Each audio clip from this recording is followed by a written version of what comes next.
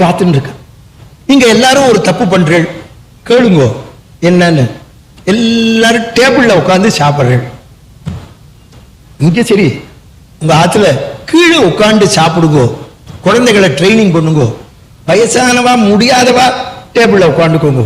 கீழே ஏன் உட்காரணும்னா தெரிஞ்சுக்கோங்க, நம்ம முதல்ல கை கால் அலம்பணும். நீங்க எல்லாரும் டேபிள்ல உட்காந்து சாப்பிடுறீள், கையை அலம்புறீள், ஒருத்தர் கால் அலம்புறது இல்லை.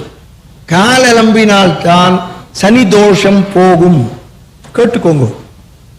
நீ ஏன் கால் அலம்பிட்டு கீழே உட்காந்து சாப்பிடணும்னா தெரிஞ்சுக்கோ சாஸ்திரம். இந்த கால் ஈரம் காயறதுக்குள்ள சாப்பிடணும், விக்க விக்க சாப்பிடணும். புரியுறதா உனக்கு? ஆமா. நீ டேபிள்லயே உட்காந்து சாப்பிட்டாலும் கையலம்பினா போராது, கால் அலம்பணும். சாப்பிட்ட உடனே கால் அலம்பணும். இது ஆச்சார கோவையில சொல்றா. இப்ப ஒரு நாளைக்கு நளன் சந்தியாவந்தனம் பண்ண போனவன் காலை சரியா அலம்பல. புகழேந்தி புலவர் சொல்றார், சந்திசைய தாழ்விளக்கத்தான் மறுத்தான்